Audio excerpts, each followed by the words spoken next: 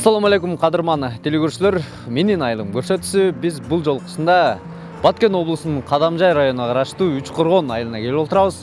Азыр мен турган жерде артында ушул айылдын аябай сонун жакшынакай маданият үйү турат. Ушул жерде тарых музейи да бар экен. Мен ошол тарых музейине көз чаптырганча айылдын дагы тарых таржымалын билүүгө аракет кылайын. Биз менен бирге болуңуздар. Кызыктын баары алда. Менин айылым көрсөтүүсү башталды.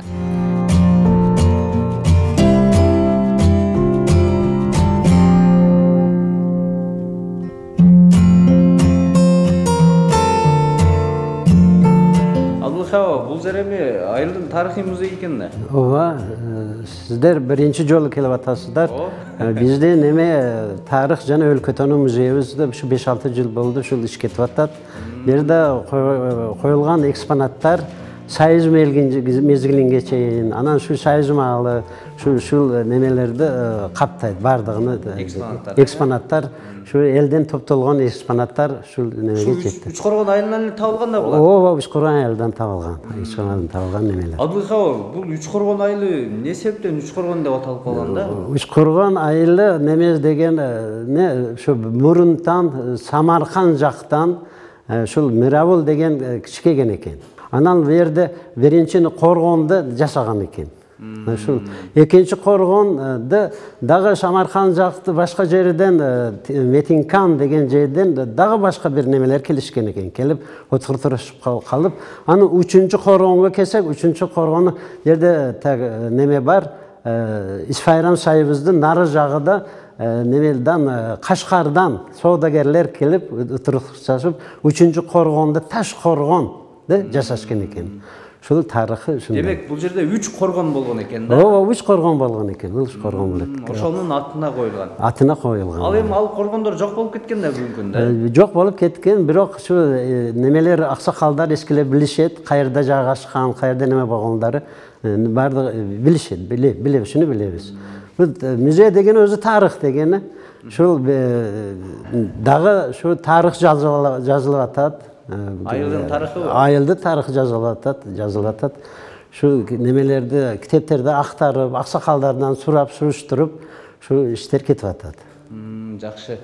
Аба, бул айыл менче көп улуттуу айыл, э? Ооба, бизде шу Союз мезгилинде 19 тил ээлери жашап келишкен бу жерде. 19 улут жашаган. Ооба. Бунда немисем бар, орус, татар, белорус, турк, анан чечен дегендер немелер бурдаттан бир немеден жашап келген, достук, интимактыкта, толеранттыкта жашап келгенбиз. Бу жерде биз белгилүү акын эжебиз Салия Жусупалиеваны китеби турат, бул киши келип берди, өзү келип музейден кабар бергенди, анан келип шул жерде өтүрүп, Абдулхай жакшы сабап ишти баштапсың деп өз ак немесini берип кетти, дуасын берип кетти. Шу белгилүү аял Салия Жусупалиева келди. Дагы бу жактан комуз чаба турган Орозел уста Талипов. Өзүм агам бар. Белек кылып Абдулхай деди, шу ишти баштапсың, шу жерде турсун. Мен ачылышта өзүм барып, мен дагы бир өзүмдүн ниеттерим бар, билдирип, элге уктуруп анан келейин деген шу неме турат, комуз турат. Өзү чапкан комузду берип кеттир да. Өзү белек кылды, өзү чапкан. Аба, бул жакта азыр карасак, эми ушул бүт эле кыргызга таандык мына соколор турат, э? Ооба. Өгүз менен айдаган жыгач коштор турат. Ооба. Илгерки таразалар турат бул жакта. Таразалар көп калды. Ооба. Чоподон жасалган, э? Булар эми ушул айылдын бул түптү мындан 300 жыл мурун түптөлгөн деле айылдын деле тургандай. Ошондой. Бир элдер жаш кабыл алышты, ушу неме кылган немелерди өзү тапшырып, бу билиш, бул музейде туруш керек, муну ушу келечек муундар келген туристтер, башка меймандар көрсө, бизде немеде айылдан кабар болот анан. Бул эски тарыхы бар экен бул жерде. Ушундай адамдар. Түптүү эл экен. Ооба, түптүү эл экен деген бир жакшы неме менен маанай менен чыгып кетиш керек да биздин музейде. Аба, жүрүңүзчү бир көз чаптыралым, мына карап. Бул айылга тиешелүү музейди көрүп жатып аябай таасир алдым. Анткени бул жерде илгерки заманда көчмөн кыргыз жашоосунда пайдаланган буюмдардан тартып, андан бери Совет доорунун согуш жылдардагы ата-бабаларыбыз колдонуп келген бир топ экспонаттар камтылыптыр. Үчкоргон айылы Баткен облусунун Кадамжай районундагы айыл аймак. Бул жерде учурда 16 улуттун өкүлдөрү жашап келет. 36 000 тегерегинде калк 7 000ден ашык кожолук жашайт. Айылда 12 мектеп, 1 лицей, 1 чоң оорукана, китепкана, маданият үйү, мечит жана калкты тейлөөчү соода түйүндөрү бар. Элет элин негизинен дыйканчылык менен алектенишет. Айылдын инфраструктурасын көтөрүш боюнча бизден ошол көчөлөрдө кечки жарык орнотуу боюнча иштер жүрүп атат. Ошол тротуарларды кылып атабыз. Мана республикалык Steam грант жана өзүбүздүн жергиликтүү бюджет эсебинен туруп мектептердин дерезе рамдарын, тамдарын жабуу боюнча көп иштер жүрүп атат. Ошондон биз мына Рудаки мектебин бүтүрдүк. Андан кийин Пушкин мектеби, Айны мектеби, Навай мектебине кошумча дагы бир бөлмө салдык. Манасата мектеби боюнча азыр киргизип атабыз капитальный ремонт боюнча. Ошолор боюнча ушул мындан сырткары бизде 10 балдар бакчасы бар. Алардын ошол элдерибизди балдарын ошол жерде тарбиялайбыз мектепке чейин. Аларда бүгүнкү күндө азыр дагы Зибо балдар бакчасы, Наристе, Келечек, Пучур, Раяна деген балдар бакчасында бүгүнкү күндө ошол элдердин балдарындагы балдар бакчалар бүгүнкү күндө бизде толугу менен иштеп келип жатат. Жергиликтүү бюджетибиз 50 миллион, анын ичинен 8,5 миллиону ошол республикалык бюджеттен бизге кошумча дотацияда турабыз. Ошол бүгүнкү күндө балдар бакчасы куруш боюнча долбоорлор жазганбыз. Анан элдер көп жайгашкан ошол Асанабад айылына Достук дружба мектеп бар. Ошо жаңылат курулуш боюнча долбоорлорун даярдап койгонбуз. 375 орундук мектеп долбоорун. Ошолор боюнча азыр иш жүргүзүп планга киргизгенбиз титульныйга. Мына сырткары биздин ушул больницабызда балдар реанимация болумуну 58 миллионга проекти 3 жыл мурун башталган. 2019 азыр 16 миллион иш аткарылып, калганы ошол пандемияга байланыштуу токтолуп калган. 2022 жылы планы киргизип ошону бүтүрүш боюнча аз аракеттер жүрүп атат. Сууну ушул жерден ачып алат экенсиз да? Суу мана каналды уягдан бияка отдельно келген. Келгендең. Мана Тегирмен жүрүп баштады ошондо? Ана уже жүрүптү. Көп. Эми ишкере кирип көрөйлү, э? İkide taş, tagıdan taş var, tepede. Tagı turat. Aslında üstünde iki taş bulut gene. Üstündeki aynalar, tagıdaki mörtvi. Şu, tepede bunkerden seçin, şu yaptım ana. Onu bakacası eğlentiriyor. Kımıllatıp buğdayı çürü yaptı. Bana haması buğdaylar. Manular varsa un. Unlar bular ha? Unlar. Egeleri kelip op geçerdi şu. Ama bir kap buğdaydı kança vakta tartıp ötüp bu? Bir kap buğday 2-2,5 saate çıkar. Öyle şu. Çünkü Karagün. Sekin aylar yaptı. Sekin. Bir ayını alganda gidete bir 2-3 gram çıkarttı. Anan айтып калышат жанагы ток тегирменге караганда суу тегирмендин наны жештүү болот дейт го. O tuğra. Bu bunda kılıp ukalap ezip çıkarar. Maydalarda bu köp mayda boğay. Bunu Karagün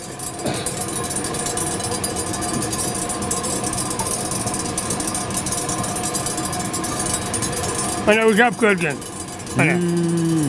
Gördün bunu içine kepegiyen bile aralar.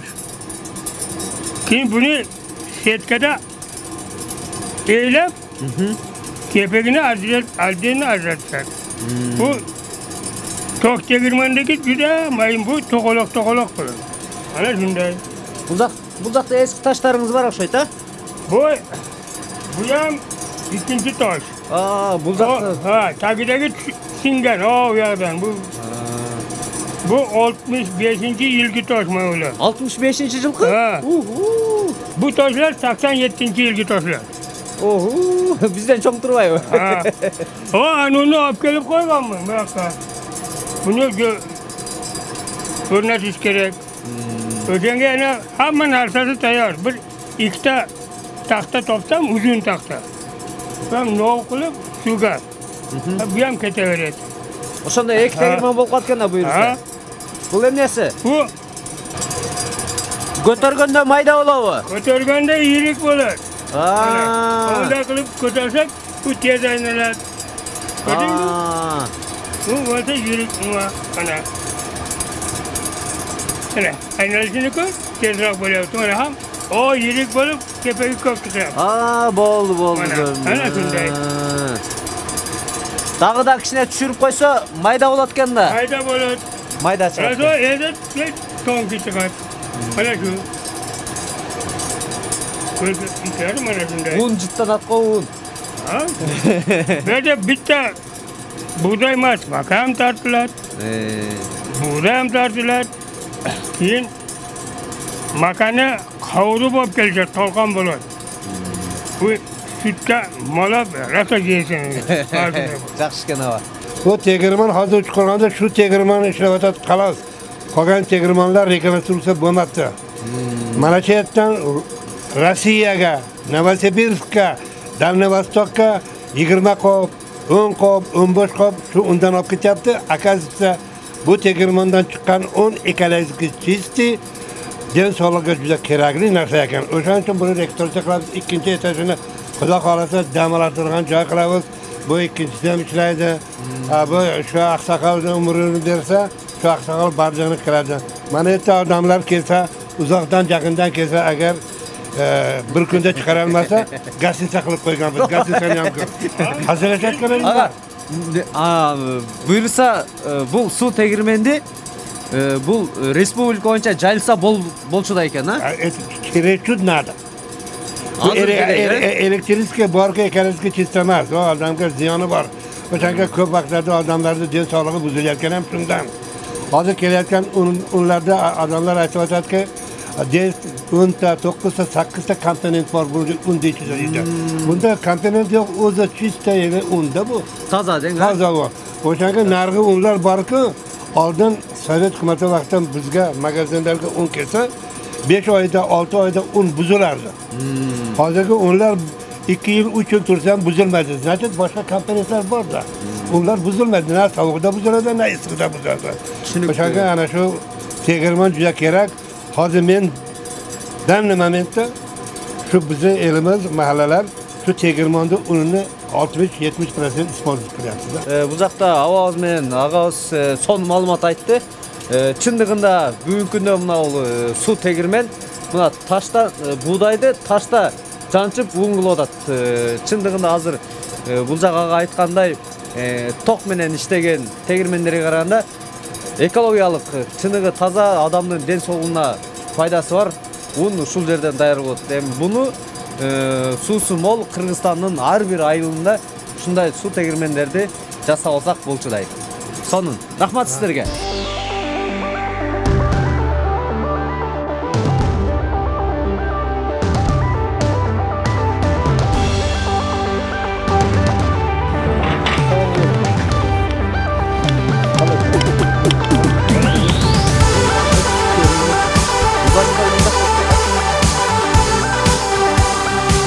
Азыр биз Учкоргон айылында негизи ушул дыйканчылыкка, бакчылыкка ыктаган дыйкандардын мына ушундай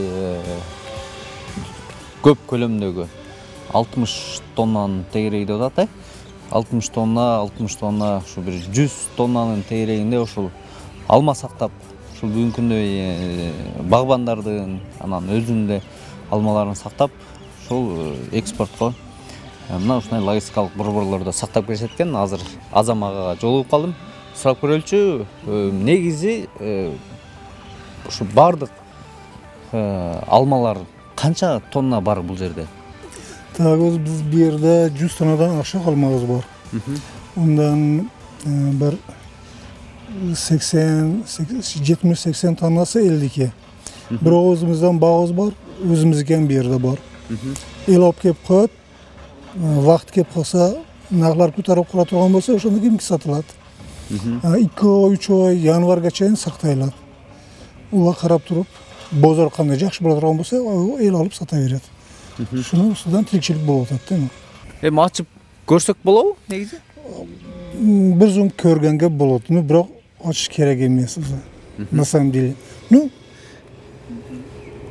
определенный короткий muhlatda bir ko'rishlaringiz mumkin. Az Qisqacha vaqtda. Qisqacha vaqtda ko'rishlaringiz mumkin atak. Kunduzi bunda issiq havoda ochishga bo'yt o'zi mumkin emas. Ochsa bo'ladi endi biroq. Bu yil o'sha baqchilikdan almabı degeli ушул bag'banchilikda tushum qanday bo'ldi? Tushum yaxshi yo'l bo'ladi, biroq dori-darmonlar qimmat bo'lgani sababi zo'r emas. Endi bo'ladi, dehqon shuni ustidan tirikchilik bo'layotgan bo'lsa, jamon emas bo'layotadi endi. Rizqqa jarasha. Zo'r deb maqtaguday emas. Biroq bo'ladi, tirikchilik o'tadi. Zo'r emas. Demek anda ruxsat bo'lsa bir açıp ko'raylik, qancha sortda alma var bu yerda? Bu yerda 3 xil sort alma bor. Oho. Semerenko, Kripson, 5 yıldız. Semerenko ekan bular ko'rgan. Bular Semerenko. Mana yerda 5 yıldız. U orqada Zolotoy Grindag'i bor. O, muzdaq. Muzdaq. Shunday. Yangi yilga el dasturxonga chiqaramiz inshaalloh. Bugungi kunda bozor basi qanday bo'ladi? Bozor narxi bugungi kunga mavqu qilingan rasxoz okupat qilmaydi, o'shaning uchun saqlab turamiz. Sal o'zini oz ko'rsatib, rasxodimiz chiqa turgan bo'lsa, sotaveramiz buni. Ungacha endi yangi yilga novogodniy dasturxonga ham xudo xolasa. Semerenkaga ham sпрос yaxshi, Kripsonga ham, Zolotoy Gringa ham bardig'iga. Rossiya jergasi? Qozog'iston ham Rossiya mekalasi почти bir xil jeb qo'yadi. Shul bizning almalar qanday ketadi? Bugungi kunda prognoz yaxshi emas. Bugungi kunda prognoz yaxshi emas. Temperatura 1,5gacha, 1,2gacha tushirib olganmiz, plyusovoy. Minus emas. 1-2 gradus жылы bo'lib turish kerak ekanda? Ha, shunday plyusovoy bo'lish kerak, muzlalash kerak edi bu. Muzladi yo'lda. Jabing ham ko'p turib qoldi o'xshaydi. Elde olmasa Bu elin alması ekan da? Bu elde olmasa. Narada o'zimiznikidagi bor. Bu odam eldiki ham qo'shilgan. Taqlachish kerak buni. Javob podkastlarda. Voy, javob bo'lsa bo'ydi-da bu. Birga ochib ketsa-da. O. Bu yoqqa o'zingizning otlaringizni yozib qo'ygan o'xshaysiz. Ha. Buni yozib qo'yishibdir bu. Bu meniki endi. Bu yerda menikidagi bor. Hozir saqtalu avvali yaxshi ekan, ha? Xudo xolasa zo'r. Bular yaxshi. Xitoydan oldirib bularni xolodilnikda qo'ydik. Dag'i sпрос ko'p bu. Dag'i qo'yish kerak. Iloji bu imkoniyat bo'la turgan bo'lsa, dag'i qo'yish qo'yish kerak ekan. Shu ayilda qancha logistikalik bor bor? Men bila turganim 1, 2,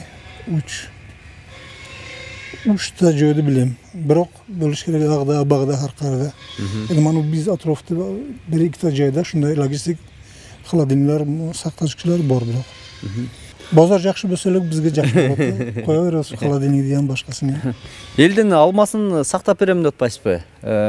1 kilogramm almаны ошол айталы fevralyga чейин дейли, же мартка чейин. Qancha so'mga saqlab berasiz? Uni bir narsa deb ayta olmayman. Chunki u fevralgacha ham turishi mumkin, fevralgacha turmasligi ham mumkin. Biroq hali fevralgacha biz qarmag'animiz emas, uni bilmayman. Pasroq dogovor qilinadi bardig'i. Siz bilan biz kelishim tuzib turib, uni o'qiramiz. Biroq ayna kelishim bo'ladi, vaqt günini vaqtiga shu oy bo'ladi, 1 oy bo'ladi, 2 oy bo'ladi, o'sha qarab turib. 2 oy qancha so'm bo'lib qoladi? 1 tonna alma saqlasa. Точно ayta olmayman. Na samом деле. Qancha so'mga saqtalsa da, eng negizgisi ошол дыйкандын капчыгына ылайыктуу болсо, убакыт сааты келгенде ошо алмаларын ошол мээнетин актагандай кылып сатып алса, бул дыйкандын дыйканга көрсөткөн бир пайдаңыздар, Мана оюн боюнча агар өткөн жылы оп келген дыйкан бул жылы ошол дагы оп келген. Агар кымбат болуп, адамды коркута турган болсо, у адам бери кебет эди. Өткөн жылы 10 тонна сактаган болсо, бул жылы 35 тонна оп келип койду.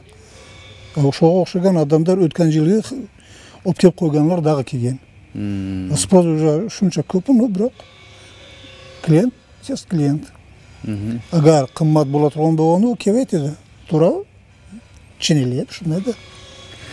Азам ага, ошол жерден айтсаңыз, бүгүнкү күндө ушу биз дүйнөлүк рынокко чыгыш үчүн ошол бакчылыкты өнүктүрүп, логистикалык борборлордун ушу 1000 тонналаган, ушундай бир көбөйтүш керекпи же багытты өзгөрүш керекпи? Керек. Мана бул Учкургон зонасы мөмө жемишке климаты маслашкан, климаты ошого жооп берет. Бирок шеарды бакылып, көпөйтүрүп, логистика шу холодильниктер көпөйтүрсө, адамдарга жакшы болот, наоборот жакшы болот. Аны кылыш керек. Бирки жерде жай көп, бирок мөмөчөгө шат шарайт жок. Мана бизде как раз ушундай, эми Кудайым исфайрамыз бакана болгон, не болгону, бирок бизде ушундай имканият бар. Абдан жакшы. Ишиңиздерге ийгилик. Дыйкандарга ушу көмөктөшүп жүрө бериңиздер. Иншалла. Албетте, ушундай муздашчыларды көбөйтүп, биз болсо эфирибизди улап айылгыдыралы. Кудай кааласа силерге, менчилерге ийгилик. Рахмат.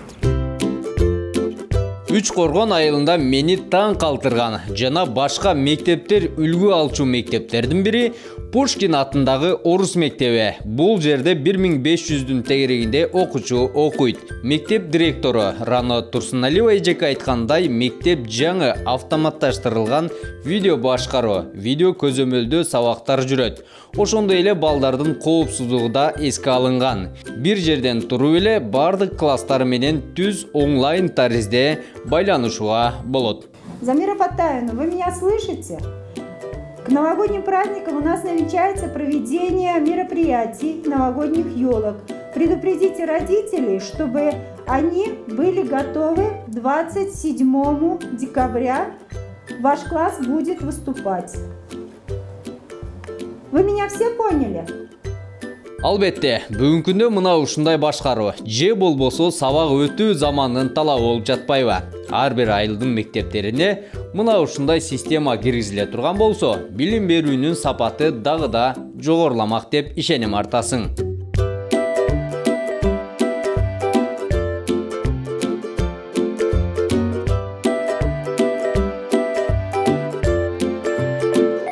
Биздин айыл аймакта аябай уус чебер апаларыбыз, эжелерибиз, сиңдилерибиз аябай көп. Бизде жалпы барыңарга белгилүү тойлор көп болот. Андыктан биздин ушул эжелер мына шырдактары менен, жаздыктары менен, ар түрдүү мына кол өнөрчүлүгү менен элге тартуулап, ошол бир кыздын себебини бир жуманын ичинде аткарышып жатышат. Мына өзүңүздөр байкап турасыздар.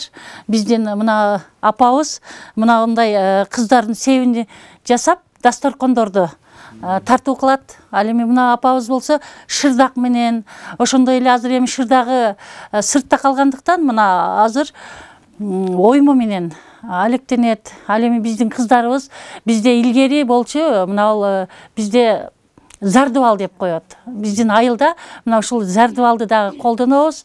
Ушул кыздарыбыз жакшы ушинтип өз чеберчилигини элге тартуулашаттар. Жакшы эжеке, ушул уус чеберлерден дагы сурайынчы, ооба. Эмнелерди Уус чеберлерибиз дагы абдан көп. Бизде мына кышка байланыштуу. Азыр сиздерге сыртта көрсөтө албай калдык. Уус чеберибиз бар. Эмесе апа, сиз өзүңүздүн чеберчилигиңиз боюнча сүйлөп берсеңиз? Мен ушу 15 жыл базарда ушундай чеберчилик кылдым. Кол өрчөлүк, мына кыздардын себебини бир аптада 10 күндө чыгарып, даяр кылып кыздарга берип атканбыз. Бешик тигип атканмын, бешиктин түрүнү тигип ошо базарга барып тапшырып атканбыз азыр. Эми мына кыш абасы азырынча тикпей атабыз, азыр энди жаз болсо Кудай кааласа өзүм дагы ошо үй салып атам, ошону тагын сек кылып ачамын деген ниетим бар. Кудай кааласа келиндей кыздарыма ачып берем ошону, Кудай кааласа. Апа, бүгүнкү күндө жаш келиндер ушул уус чеберчиликти үйрөнүп атышабы? Үйрөнүп атат. Менин келин кыздарым бардыгы кылыша алат. Үйрөнүшүп атат ошо. Кылаш ошо бардыгы. Кыздарым, неберелерим ошо кылышып атат. Эжеке, негизги чебер сиз окшойсуз, а? Бул жерде мына кемжелдери да сиз тигип окшойсуз. Кызылча кемжелдерден бери.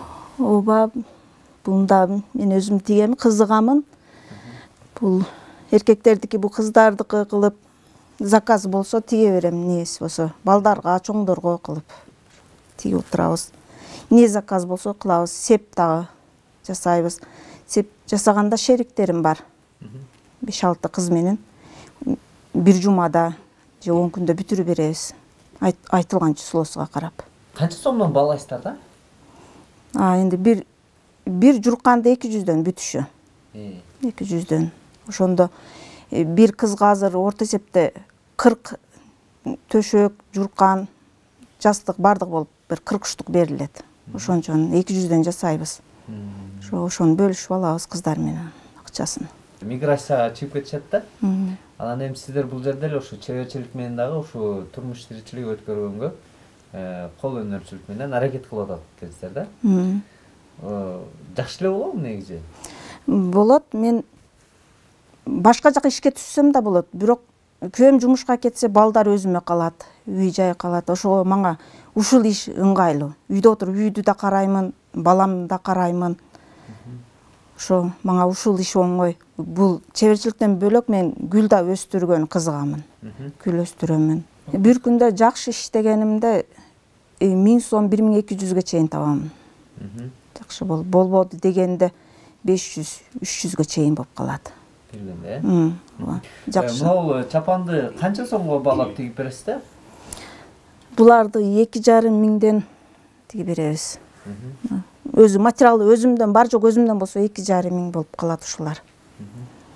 Ичиде топчустан бери баары жогу коюлуп ошончо болуп калат. Аял кишилерге дагы? Ооба, аял кишиде, жаш балдарга, мына базарга да тигип тапшырып жүргөнмүн ушуларды.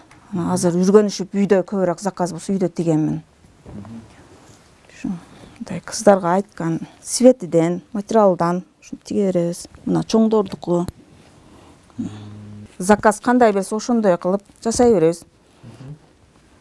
Негизи оңой элеби була? Көнүп эле калдык. Оңой эле. Жакшы, Биз үчүн оңой эле. Апалар, эми бул уус чеберчилик менен алектенип олтуруп, анча-мынча ырдап да койсоңуздар керек, Ырдап бериңиздер анда бир сон бир телегөрүүчүлөргө жакшы бир чыгарма болсун. Келгиле анда кыздар, ырдайлы. Жерге отурбай ырдайлы. Тал-талдап өргөн чачыбыз, талайлуу кыздар атыбыз, таңдагы булбул өңдөнүп ай, таңшып бир ырдар чагыбыз, таңдагы булбул өңдөнүп ай, таңшып бир ырдар чагыбыз, сай-сайда өскөн дарактын саясы белең кыз бурак, талдагы өскөн дарактын ай, булбулу белең кыз бурак. Сон ырдай турбайсыздар апалар. Азаматстар. Чындыгында айыл жеринде апалар, мондай эжекелерибиз ушу уус чеберчилик менен алектенсе, демек бизден илгертен берки ушу ата-бабаларыбыз, энелерибиз карманып келген уус чеберчилиги бүгүнкү күнгө чейин сакталып келатат деген түшүнсөк болот, Абдан жакшы. Ишиңиздерге ийгилик, бали. Силерге тоскоол болбойн, ушинтип божурашып, өзүңүздөрчө жанагы айтып коеткой ушакташканча деп отура бериңиздер анда.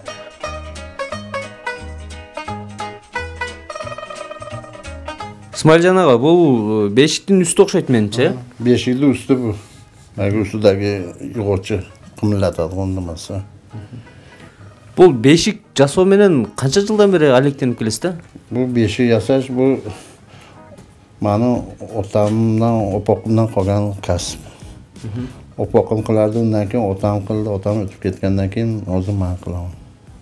Siz kılып atasiz? Bir beşikti uşul kança vaqtda jasalат da? Bir haftada. Bir haftada bitta beşik qilaman. Beşikтериңиз кайсыл жактарга ушу же буйртма менен жасайсызбы? Yo'q, kelib zakaz qilishadi, bunisi shetlerde olib ketishadi o'zlari.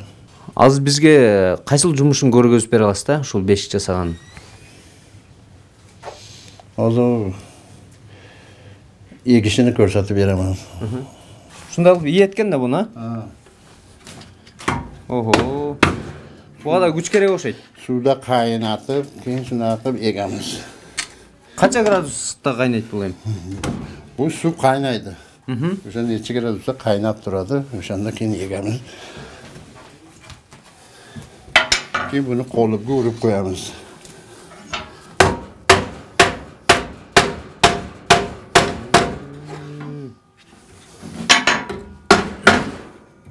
Bir 2 sutka turadi. Ana qo'yilganda to'q quriguncha shu pechkaga qo'yib qo'yamiz, 2 sutka turadi. Bu quriydi. Keyin mana shunaqa ana beshikka o'xshatib. Ha. Yekkan chiroyli qilib egamizda qalin qilib. Oho. Son bo'lib qolib turmaydi. Qanday jig'ashdan jasaladi bular? Bu anzi tol. Anasi toldan. Taldan, Ha, anzi rossiyskiy yog'och bozordan olib kelamiz. Бул жанагы сасна деген жыгаштан, да? Саснадан, ha. Bir beşikti канча сомго баалап бересиз да? Endi har xil. 3000 shunday. 3000 tegeregen da. Buni hali lak qilamiz, nima qilamiz? Kuydirib lak uramiz-da ustiga, besvetni lak. Keyin yaltillab turadi-da beshik. Chiroyli bo'lib. Bu toz bo'lib qotganda, opoqadan qolgan hunarda. Бул ушул Үч Коргон айылындагылар эле сизге буйртма береби же башка жактан дагы башка райондан да kelishadi. Kelishadi, endi vaqtim bo'lsa qilib beraman.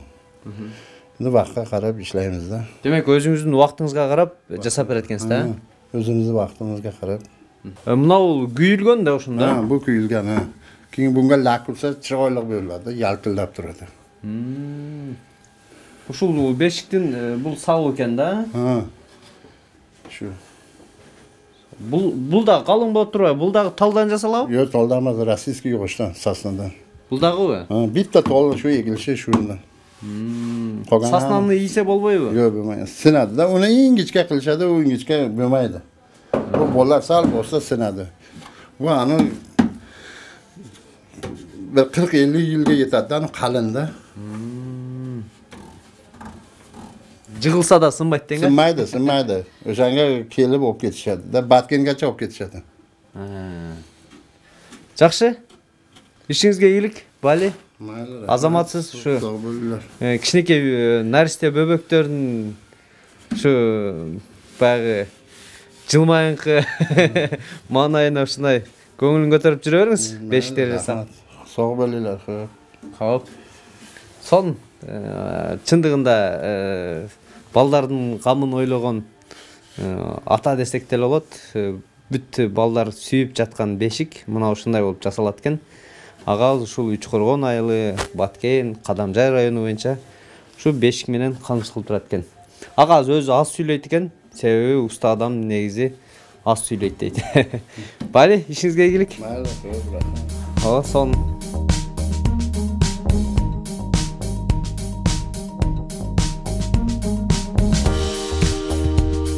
Тарых барын тасыктайт дегендей, биз мына ушул Үч Коргон айылына жайгашкан Өчпө сот деп улуу ата мекендик согуштун ардагерлерине арналган эстеликтин алдынан сиздер менен коштошууга туура көрдүм.